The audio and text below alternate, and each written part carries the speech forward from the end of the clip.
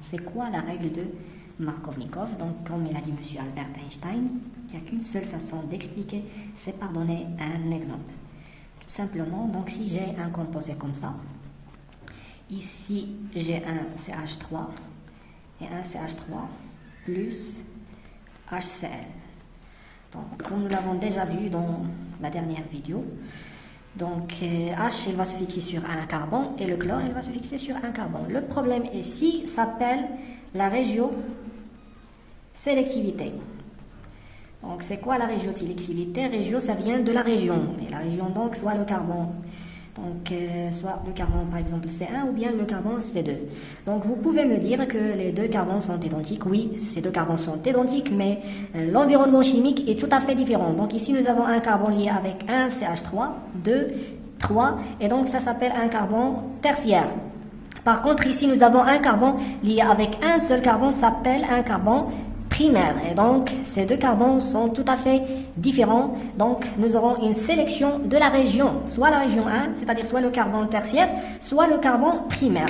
Donc, ici, nous avons un HCl, l'acide chlorhydrique. Le chlore est beaucoup plus électronégatif que l'hydrogène, donc il sera chargé négativement.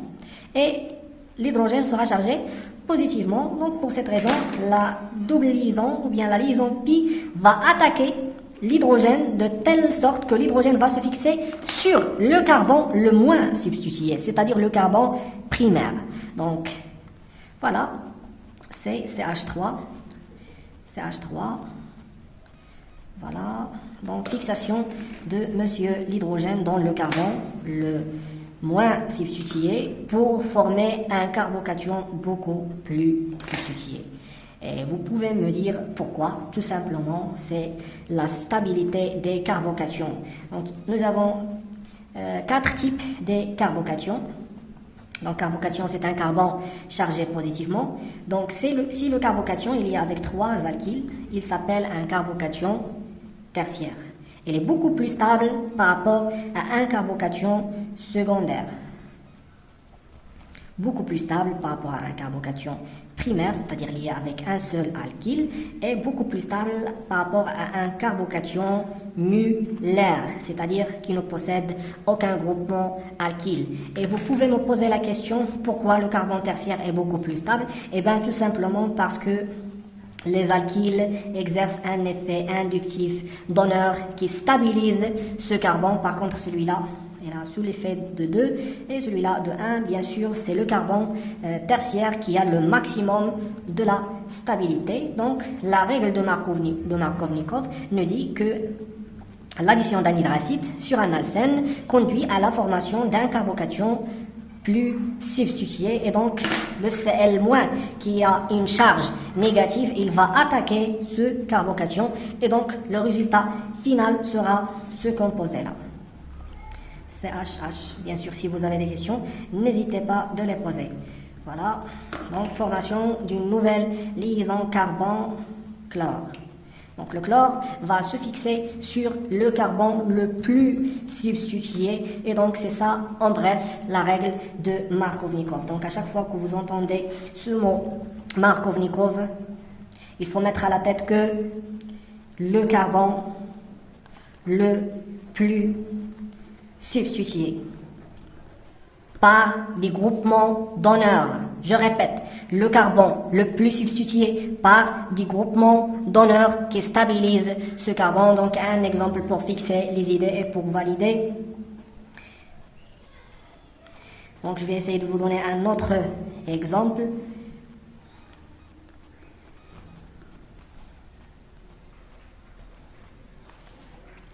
Donc ici nous avons un alcène. Voilà.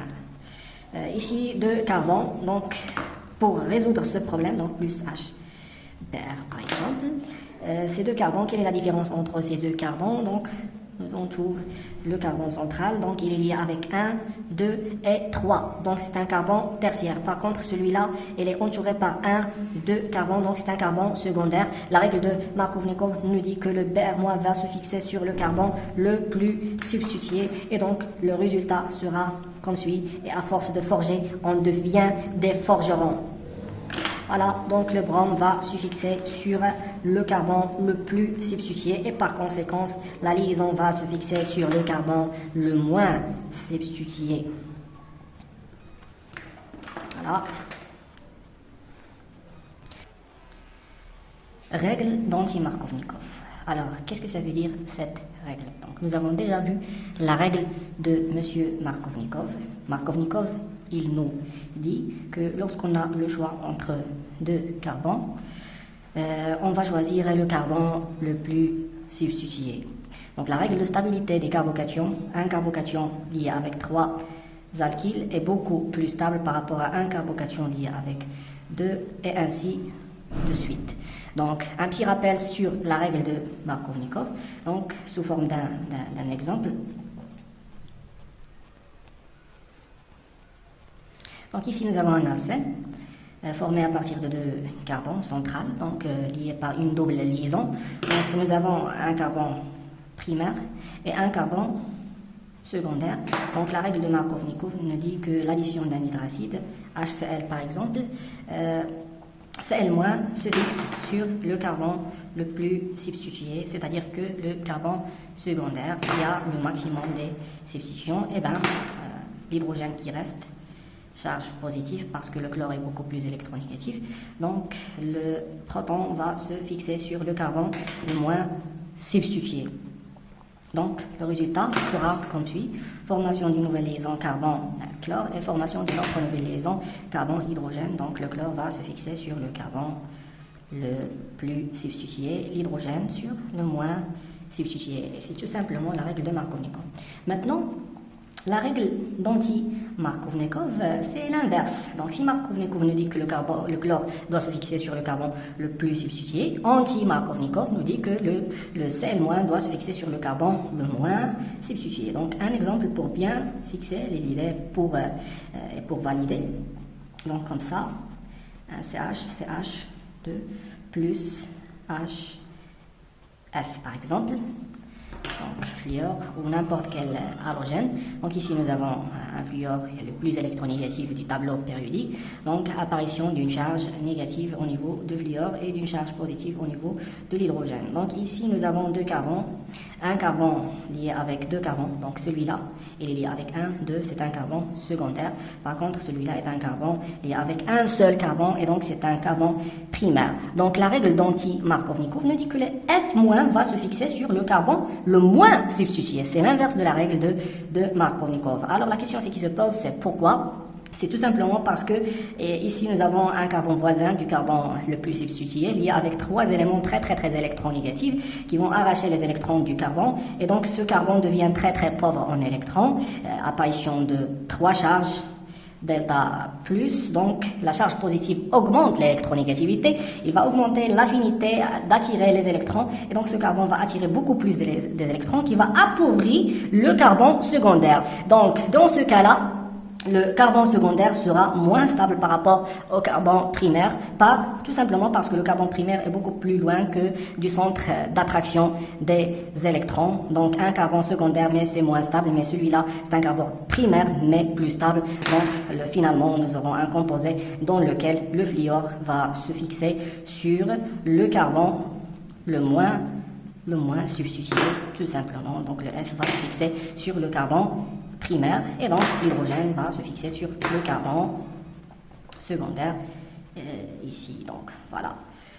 Réarrangement de carbocation, le réarrangement de Wagner-Mersenne. Commençons tout d'abord par expliquer le titre.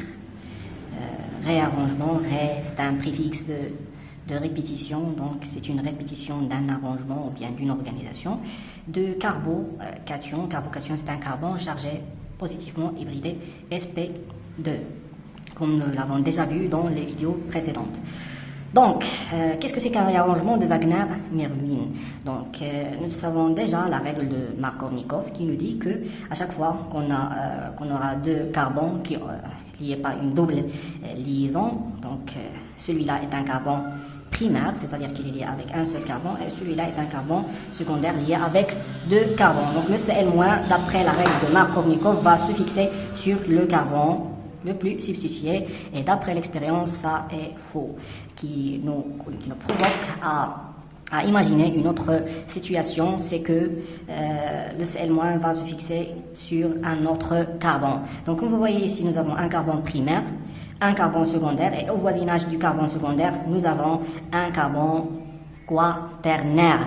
C'est un carbone lié avec 4 substituants, et donc ce carbone-là, il est beaucoup plus stable, ce qui explique que le Cl- va se fixer sur ce carbone. Donc, ni ce carbone, donc ni Markovnikov, ni anti-Markovnikov, mais ce qu'on appelle le réarrangement. C'est une répétition d'un arrangement, ceci expliqué par la migration de ce groupement. Donc, commençons tout d'abord par donner directement le résultat.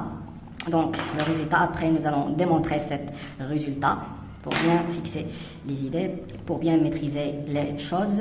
Donc, le chlore va se fixer sur le carbone le plus substitué.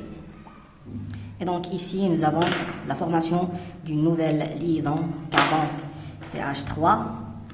Voilà, et ici, nous avons un CH2, formation d'une autre nouvelle liaison carbone hydrogène. Alors, comment je peux expliquer cet résultat? L'explication est seulement par ce qu'on appelle le mécanisme réactionnel. Donc, je vais essayer d'utiliser la formule topologique. Donc, si vous avez des problèmes avec la formule topologique, je vous conseille de suivre les autres vidéos de la chimie organique 2. Donc, ici, nous avons un alcène plus HCl. Donc le chlore est beaucoup plus électronégatif, ce qui explique l'apparition d'une charge partielle delta plus sur l'hydrogène et d'une charge partielle delta moins sur le chlore. Donc la première étape de cette réaction, c'est que les électrons pi ou bien la liaison pi est une liaison très faible qui va se déplacer pour arracher ce proton-là. Ceci nous conduit à la formation d'un carbocation. Donc formation d'un carbocation par fixation de l'hydrogène sur le carbone le moins substitué. Et donc ici, nous aurons la formation d'un carbocation. N'oubliez pas que nous avons ici 2 hydrogènes, un hydrogène ici. Donc, et voilà, formation d'un carbocation. Puis, nous avons un groupement CH3 à ce niveau-là qui va se migrer vers ce carbocation par une réaction qui s'appelle la réaction de transposition, c'est-à-dire la rupture brutale de cette liaison sigma pour former un carbocation beaucoup plus stable. Donc ici, nous aurons la formation d'un carbocation beaucoup plus stable par rapport à au précédent. Donc, migration du groupement méthyle, ou bien ce qu'on appelle la migration sigma tropique. Donc, CH3. Donc c'est un carbocation beaucoup plus stable. Pourquoi? Tout simplement parce qu'il est lié avec 1, 2 et 3 carbones. Donc c'est un carbone secondaire. Par contre, le carbone précédent, il est lié avec 1, 2, c'est un carbone. Donc celui-là c'est un carbone secondaire. Par contre celui-là c'est un carbone tertiaire, beaucoup plus stable. Et après la dernière étape, c'est que le Cl- qui nous reste et va se fixer sur ce carbocation qui va nous donner le produit final.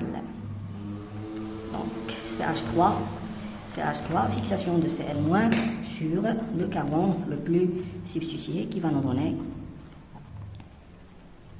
le composé final, l'addition d'acide hypohalogéneux, formation d'halohydrine.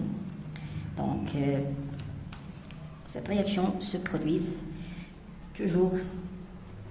Nous allons étudier toutes les réactions qui se produisent sur les alcènes. Donc ici, une remarque très importante, c'est que le X est un halogène sauf que le fluor. Donc, tous les halogènes sauf le fluor. Donc le X peut être le chlore, le brome ou bien le iode. Donc le fluor, ça ne marche pas avec cette réaction. Pourquoi? Parce que si nous comparons l'électronégativité de l'oxygène et du chlore, l'oxygène est beaucoup plus électronégatif par rapport au chlore.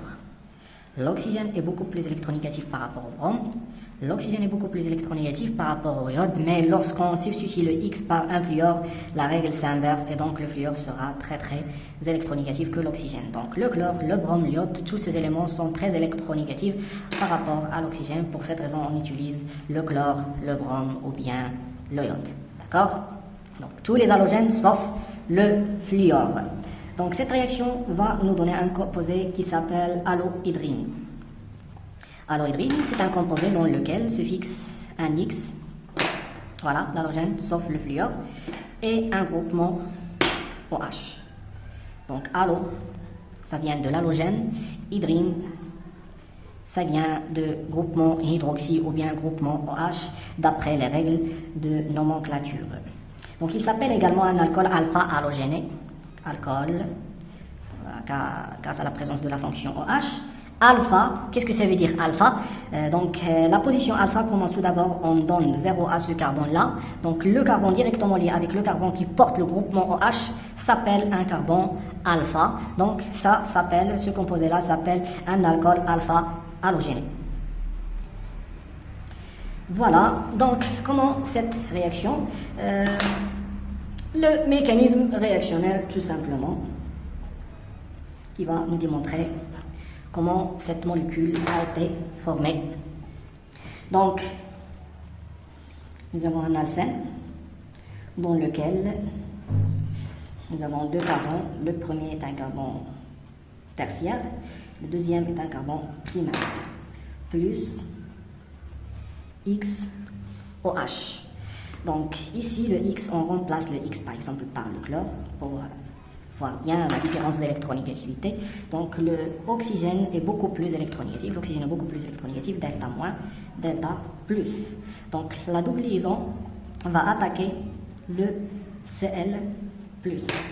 Et donc nous aurons une rupture qui s'appelle la rupture hétérolytique du groupement OH pour former ce composé-là. Donc le Cl va être porté par deux carbones et une charge positive sur le chlore. Et puis, transformation du carbone d'un carbone hybridé sp2, l'angle est 120, ici l'angle est 109 degrés, donc celui-là il est hybridé sp2, mais par contre celui-là il est hybridé sp3, R2, donc H, voilà. Donc comment je peux expliquer la formation de ce composé-là? Je vais détailler ce composé, car ce composé est très important. Il s'appelle tout d'abord l'ion halo. Halo, ça vient de l'halogène. Nium, ça vient de la charge positive. Il s'appelle ion halonium. C'est un composé non symétrique. Pour cette raison, nous aurons le choix entre la formation de deux carbocations. Donc le premier est primaire, le deuxième est secondaire. Alors, comment je peux expliquer la formation de ce composé-là? Je vais démontrer une étape très intéressante pour maîtriser ce mécanisme-là. Donc le chlore va se fixer sur le carbone le plus substitué. Donc ici, nous aurons la formation d'un carbocation,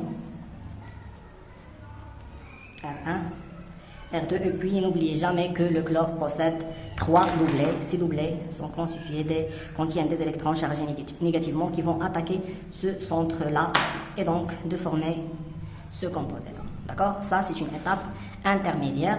Donc, lorsque le chlore va former une liaison avec le carbone, il va perdre un électron, ce qui explique l'apparition d'une charge positive au niveau du chlore. Donc, si vous avez des questions, n'hésitez pas de les poser dans les commentaires.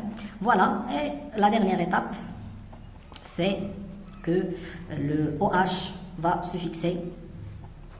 Donc, seulement j'ai expliqué comment je peux former ce composé-là. Donc, maintenant, on va passer à l'étape suivante. Cl plus HO, HO-. Donc le HO- va suivre la règle de Markovnikov et donc il va attaquer le carbone le plus substitué, c'est le carbone tertiaire car il est lié avec 1, 2, 3 carbones. Et donc nous aurons la rupture hétérolytique de cette liaison, donc migration de ces deux électrons pour neutraliser la charge positive et donc d'obtenir finalement un composé comme ça. R2, formation d'une nouvelle liaison carbone groupement OH, et puis le CH2 va former une liaison avec le Cl. Donc voilà un exemple pour bien maîtriser cette réaction. Donc je vais essayer de vous donner un exemple très intéressant.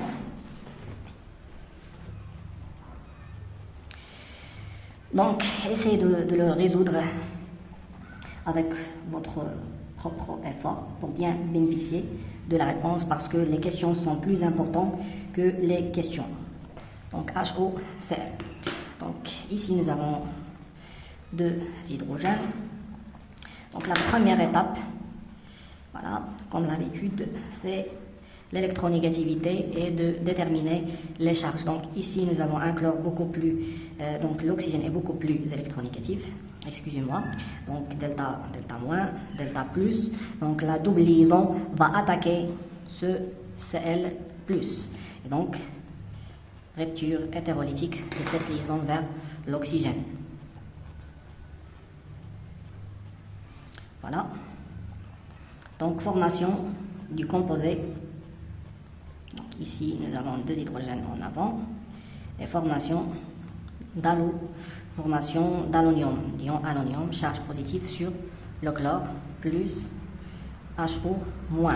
Donc ici, comme vous voyez, le HO- peut attaquer 2 centres asymétriques, soit en avant de la molécule, soit en arrière de la molécule, ce qui explique la formation de 2 composés ou bien de 2 énantiomères, car ici nous avons un carbone asymétrique. Qu'est-ce que c'est qu'un carbone asymétrique? C'est un carbone lié avec 4 substituants différents: hydrogène, carbone lié avec un chlore et donc un autre carbone, donc c'est un composé lié avec 4 substituants. D'accord? Donc comme ça nous obtenons 2 composés, ou bien 2 énantiomères.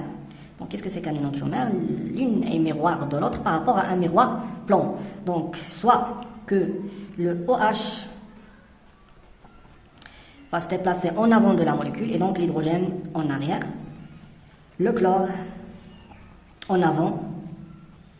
Donc cette réaction, donc pour minimiser le gène stérique, le HO et le Cl doivent se trouver en position anti, c'est-à-dire que si le OH est en avant, le chlore doit se mettre en arrière, car le chlore possède 2 doublés et l'oxygène possède 3 doublés et l'oxygène possède 2 doublés. Donc pour minimiser le gène stérique, cette réaction, donc c'est une addition anti, d'accord? Donc c'est-à-dire que le Cl et le OH ne doivent pas se trouver dans la même côté, donc ce qui explique l'obtention de 2 énantiomères. Voilà, donc ça c'est le premier cas, et pour le deuxième cas, c'est pour le deuxième composé ou bien le deuxième énantiomère, OH, donc le OH va se fixer en arrière de la molécule et le chlore va se fixer en avant, toujours pour minimiser le gène stérique. 50% de ce composé et 50% de ce composé-là, c'est ce qu'on appelle un mélange racemique, car la réaction est une réaction stéréosélective, c'est-à-dire que le chlore et le OH doivent se trouver dans 2 côtés différents. Donc si vous obtenez ce composé-là, soyez sûr et certain que votre réponse sera fausse. Donc ClOH, là, c'est faux. Il y a un très grand gène stérique entre les 2 molécules, ce qui élimine ce composé-là. Ce sont des bases de la stéréochimie que vous avez étudiées en S3, et l'addition de dihalogènes, c'est-à-dire 2 groupements halogènes, soit le fluor, le chlore, le brome, l'iode. Donc l'addition de dihalogènes, c'est très facile, mais il y a une chose très importante, c'est que cette réaction est stéréosélective, c'est-à-dire qu'il sélectionne une stéréochimie bien précise dans laquelle les 2 X doivent se trouver dans 2 côtés différents, d'accord? Donc il est interdit de mettre les 2 X dans la même côté. Donc c'est une addition anticoplanaire, d'accord? Donc le X et le X se trouvent dans le même plan, mais dans 2 côtés différents. Bien, donc passons maintenant au mécanisme de la réaction. Mécanisme, voilà. Donc la première étape,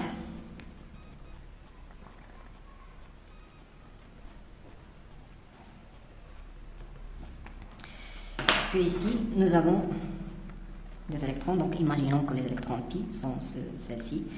Donc habituellement les électrons pi se trouvent en nous. Donc imaginez avec moi que ces deux électrons-là sont les électrons pi. Donc la première étape, c'est que ici nous avons un halogène qui possède 3 doublets. Donc il y a des forces de répulsion qui vont exercer un effet inductif, donc qui vont polariser cette liaison malgré que c'est une liaison covalente apolaire, mais si la molécule est proche des électrons, donc ça va produire une polarisation de ce X qui va expliquer l'apparition d'une charge positive au niveau de X et d'une charge négative au niveau de l'autre X. D'accord? Donc, ceci va former une nouvelle liaison carbone X.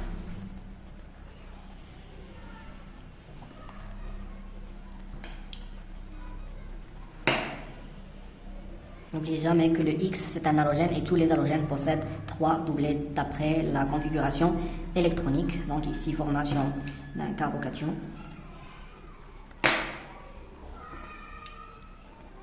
Donc ici les électrons vont attaquer cette charge positive pour former l'ion halonium, qu'on a déjà vu dans la réaction d'addition d'acide hypochloreux. Donc formation de ce composé-là et donc apparition d'une charge positive sur le X car elle a perdu un électron pour former une liaison avec le carbocation et puis le X- peut générer, donc si ici j'ai R1, R2, R3, R4, donc le X- peut générer 2 centres asymétriques, ce qui explique l'obtention d'un mélange racemique, sachant bien que l'addition est une addition quantico-planaire. Ceci explique que nous allons obtenir 2 composés, bien 2 énantiomères. D'accord? C'est très intéressant de préciser ça dans l'examen. C'est ça la bonne réponse, c'est que nous allons obtenir 2 composés énantiomères, bien sûr, à condition que les carbones soient asymétriques. Seront asymétriques, c'est-à-dire que chaque carbone doit être lié avec 4 substituants différents. Voilà. Donc R3, R4, R1, R2, R3, R4, R1, R2. Ça, c'est un mélange racemique. Voilà, mélange racemique ou bien mélange d'énantiomères. C'est un mélange équimolaire, 50%, 50%. Voilà, donc je vais essayer de vous donner un exemple pour bien maîtriser cette addition de dihalogènes.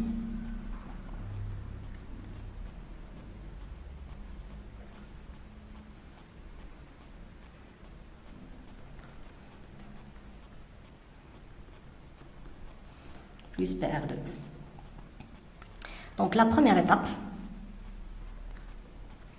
c'est que le PR va se fixer dans ces 2 carbones. Donc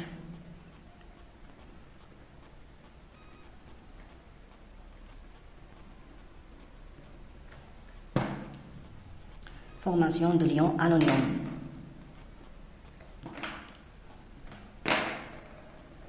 Et puis il nous reste un autre PR- qui peut attaquer 2 centres asymétriques qui conduit à la formation de deux énantiomères.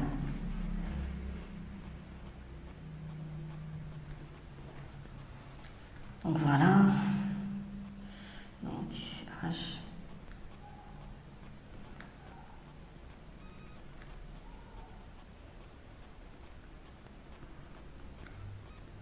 It's simple, but it's not easy.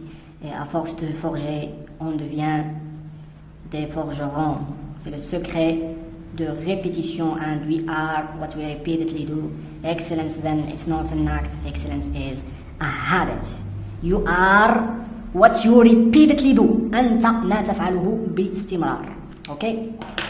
Donc il n'y a pas de secret, il n'y a pas de magique. C'est que c'est la répétition c'est le secret de la fixation des idées et de valider et donc je vais essayer de préciser la configuration électronique de tous les carbons. Donc ici nous avons un carbone asymétrique, donc le brom va posséder le numéro 1, celui-là va posséder le numéro 2 et celui-là va posséder le numéro 3, donc celui-là c'est le 2 parce que c'est un carbone lié avec le brom. Et donc nous avons un flèche, voilà, c'est vers le sens des aiguilles d'une montre, donc c'est R. La même chose pour celui-là, donc 1, 2, 3. Donc c'est aussi dans le sens des aiguilles de montre, donc c'est RR, et donc celui-là va devenir S. S, ce qui explique que la relation entre ces deux, ce sont deux stéréoisomères qui s'appellent énantiomères, c'est-à-dire que l'une des molécules est miroir l'image de l'autre par rapport à un miroir plan d'addition de H2O ou bien ce qu'on appelle l'hydratation. Donc à chaque fois que vous entendez ce mot, hydratation, ça vient pas de l'hydrogène, mais ça vient de H2O. Il ne faut pas confondre les deux, d'accord? Hydratation, c'est l'ajout de H2O. Donc je vais essayer de passer directement au mécanisme de la réaction. Donc comme vous voyez ici dans cette réaction, donc le H va se fixer sur un carbone et le H sur un autre carbone. Donc passons directement au mécanisme réactionnel et aux exemples pour bien maîtriser les choses, d'accord? Voilà, donc c'est C plus H plus. Donc ici nous avons des électrons piles très faciles, mobiles, qui vont attaquer ce proton-là. Pour former, donc, quelle est l'utilité de l'addition de proton H+. Donc, on ne peut jamais trouver un proton H+, à l'état libre, mais justement, c'est une abréviation, car le H+, ça vient de l'acide sulfurique ou bien de l'acide phosphorique, orthophosphorique. D'accord? Donc, ce H+, il provient soit de H2SO4, soit de H3PO4, et H+, seulement, c'est une abréviation, car on ne peut jamais trouver un proton à l'état libre d'après les lois de la chimie analytique. Donc, les électrons chargés négativement vont attaquer ce proton-là pour former un carbocation. Voilà. Donc ce composé-là va jouer le rôle d'un catalyseur. Qu'est-ce que c'est qu'un catalyseur? C'est un aspect chimique qui accélère la vitesse de la réaction. Donc voilà, formation d'un carbocation. Et après, l'eau, voilà, water, in British accents.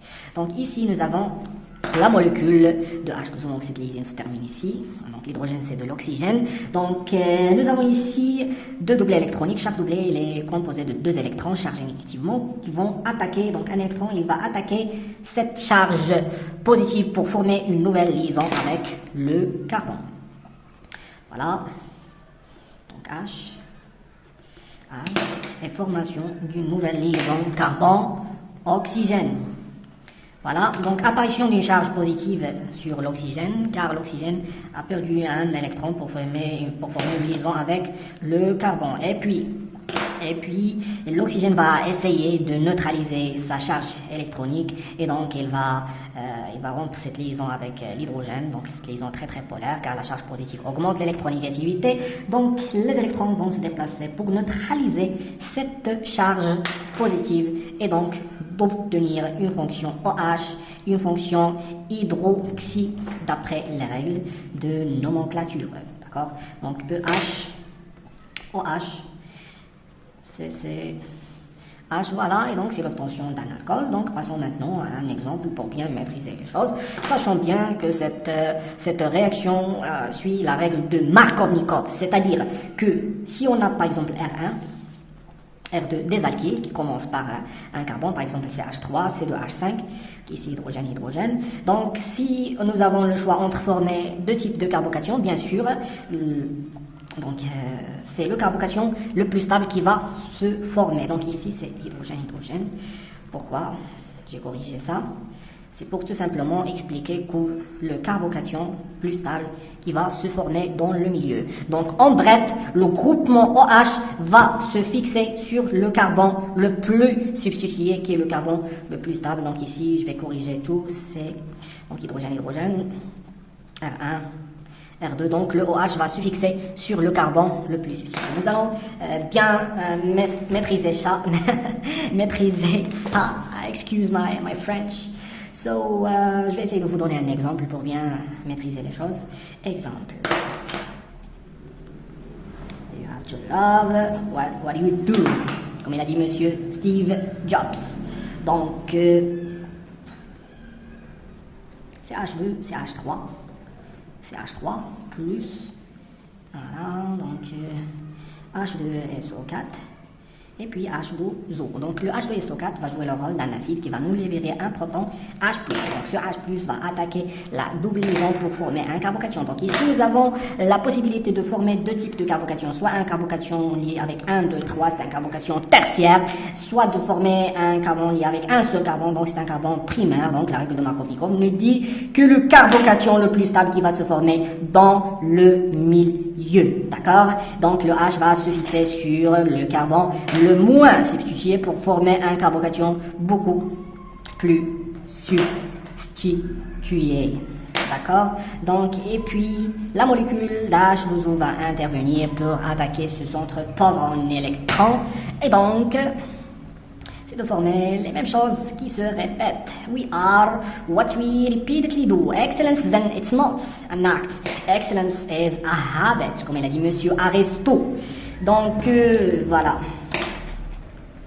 H se composait là, H2O, donc charge positive, puis l'oxygène va essayer de neutraliser sa charge pour former finalement un alcool. Donc, voilà. C'est H2, H. And it's not about how much you have, it's about what you do with what you have. Thank you for your watching.